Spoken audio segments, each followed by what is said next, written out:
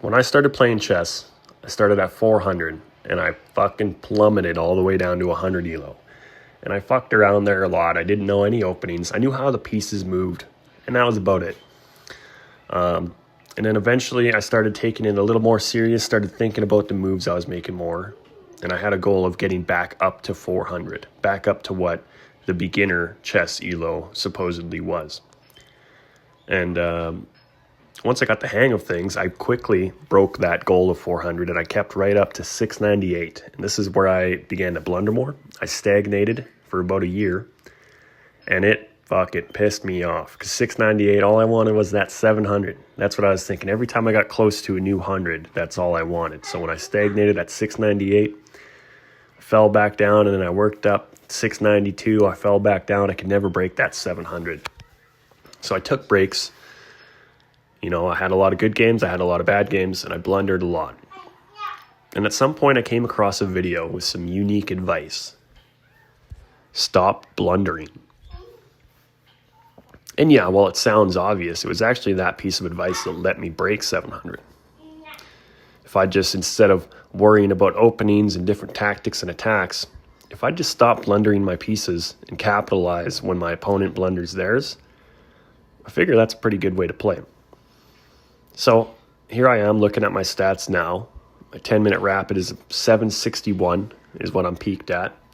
I'm full of ego. And I think for a second, okay, I'm looking.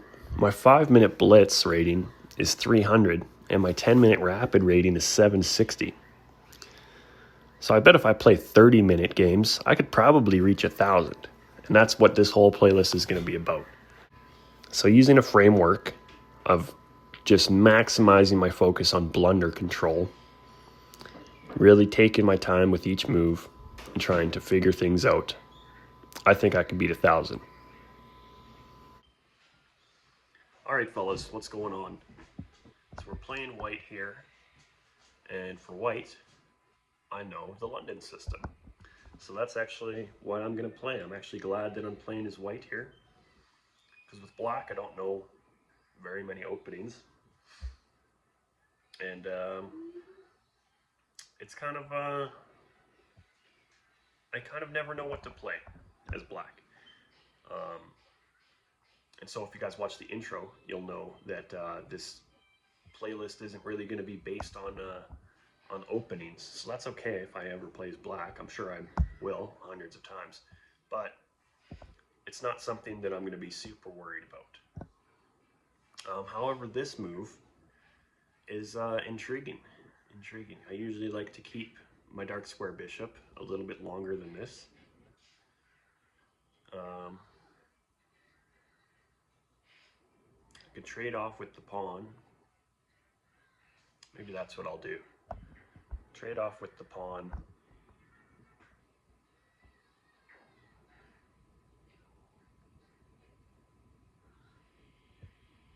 Yeah, okay, that's fine. That move's just fine. All I want is for that knight to be gone from the f6 square anyway. So I'm totally okay with that being how it happens.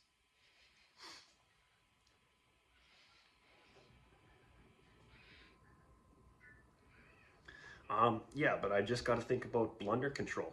Blunder control. What's hanging? What is defended? You know, that's going to be kind of the big major focus of this series, because I think that if I play like that consistently, it doesn't really matter a whole lot at this level about what openings I'm playing and what openings the opponent's playing, because everybody's going to be blundering stuff constantly. And so for this move, you can see he's attacking the bishop, not really threatening much else. Do I want to save that bishop? Maybe I do. Maybe I do, but I don't know. Where else can he go? Hypothetically, he could go to d7, attacking that pawn so that that bishop isn't enough to defend it.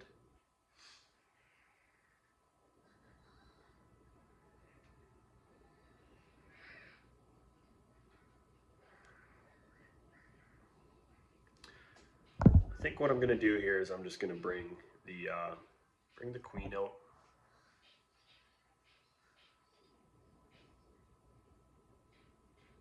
If he goes to that d7 square, I always have knight to f3.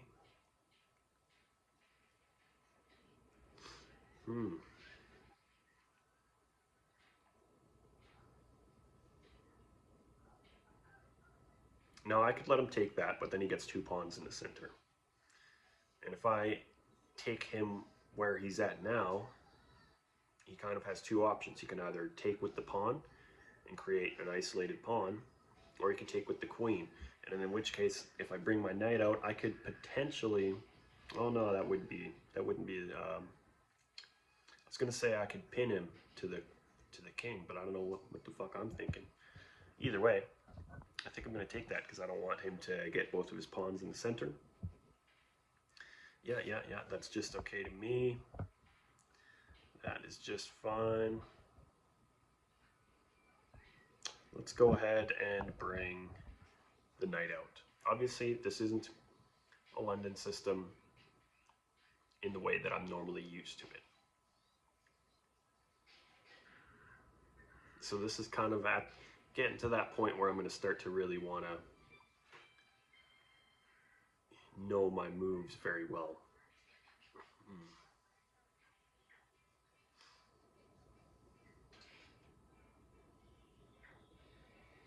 Like this. Usually, I like to trade that dark square bishop off so that I can open up the H file, so I can open up the rook.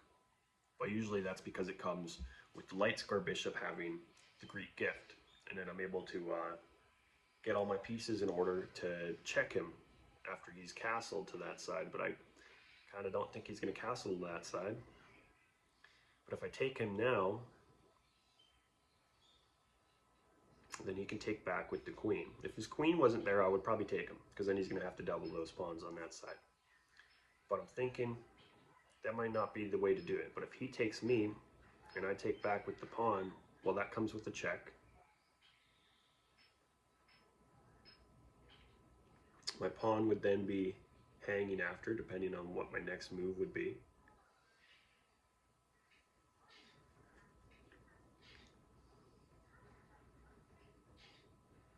And then I probably won't be castling on that side, which is, I think I want to because he's got 2 knights. That bishop's facing down on the queen side. The the queen can kind of go either way. Like, he's got a lot of activity on my queen side, so I don't want to castle to that side maybe. So maybe I will take it.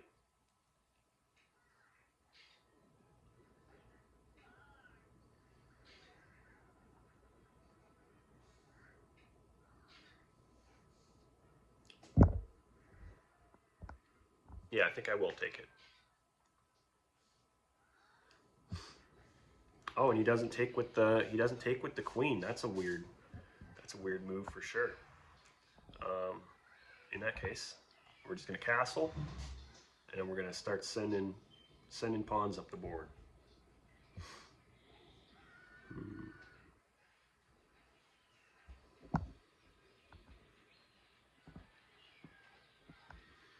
So what I want to do is I want to pull this bishop back and put my queen in front of it and make a battery to h7.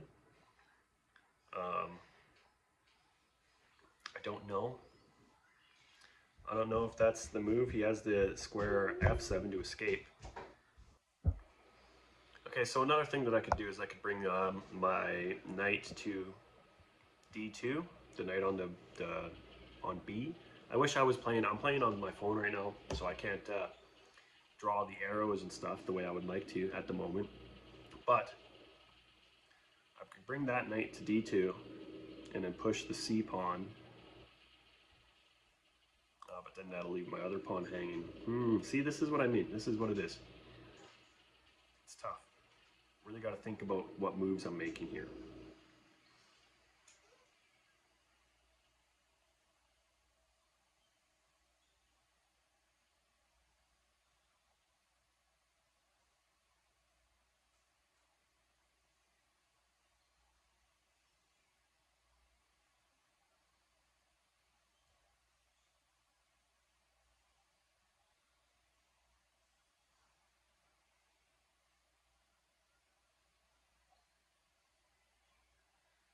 So another thing that I notice is that I have taken his dark square bishop. So theoretically, one of the dark square pawns in front of my king is the one that I like to move. I like to have that escape square as soon as I can get it. And now that I know that the dark square bishop's never going to be able to, come harass me and block me from there, well, okay, let's just push this. We'll stay solid. We'll push that. I'm happy with that move.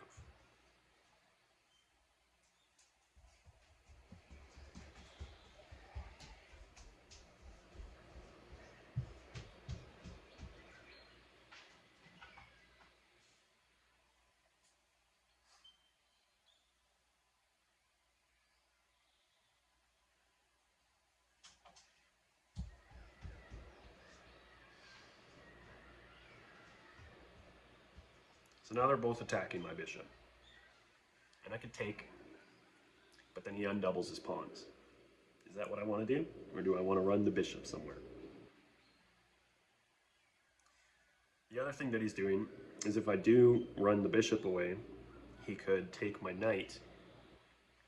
And then once all those trades are made between the pawns and the queens, and he's got the battery set up. So maybe I do want to take that. Because if he were to take that knight, I would have to take back with the pawn. Then he takes with the queen. I take back with my queen, and he takes with the rook, and he'd be sitting pretty good there. So I think here's where I'm gonna start to bring out my knight here, and then hopefully push that c pawn next.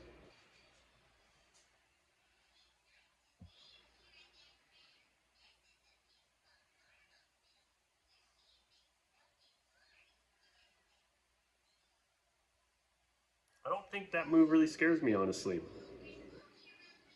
I don't, because what's he going to do? He's going to take my e-pawn while that's defended, and he's eliminating the battery he had on the f-file, and he's attacking the g.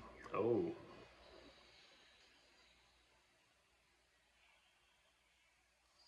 I see. I get it. He's attacking the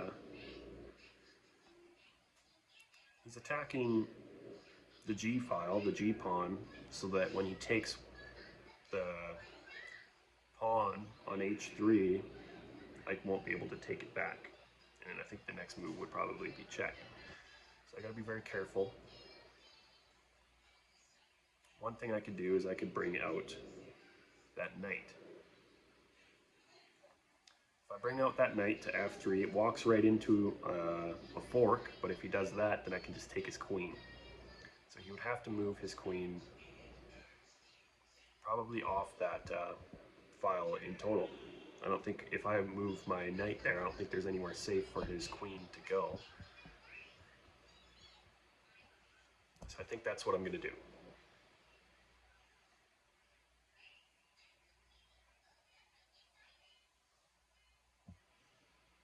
Oh yeah, see, here we go. So he blundered his queen just like that. He didn't see the bishop, so I'll take that.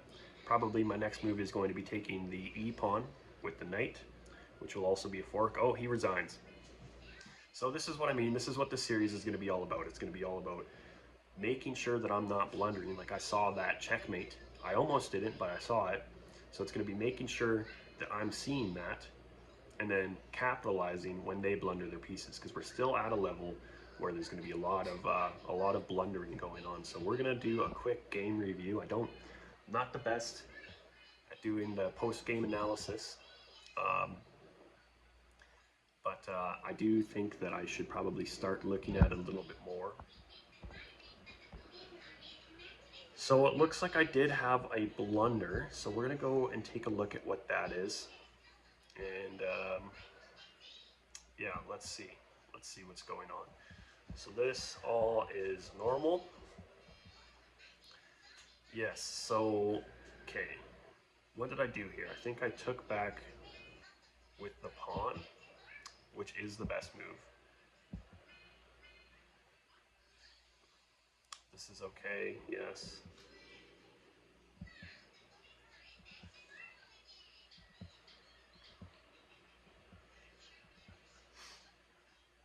So like right now there's like a slight advantage for me. That was definitely, yeah, I should have taken with the queen there. Castle, good. Oh, okay, really? So that was my blunder. I was pretty sure about that move too. I wasn't sure what else to do. Um,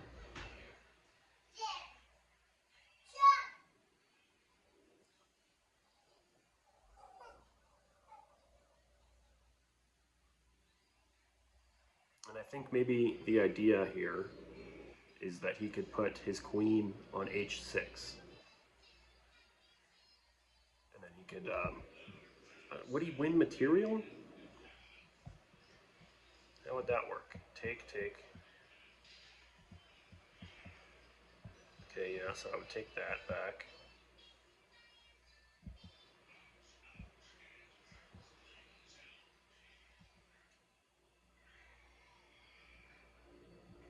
Okay, yeah, so that is that was my blunder, was pushing that pawn.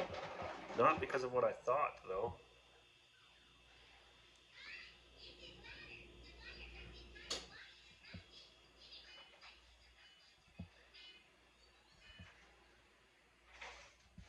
Because he would take. Let's look at this again. But why? How come instead of the computer thinks that I would do this instead of just taking back with the pawn? Or if I take back with the queen, then he'll win the knight. Ah, I see. Yes. Okay, so yeah, that put me at a slight disadvantage. Now it's like pretty even again. Computer really didn't like that move. So he's back, yeah. Big blunder, and then we won. All right, fellas. Well, that game turned out to be okay. He resigned with a 5, almost 6-point disadvantage. And he was a 740. I was a 732. So I'm fairly happy with that. Happy with that outcome. Rock and roll. If you guys like this, keep watching and stuff. Rock and roll, brothers.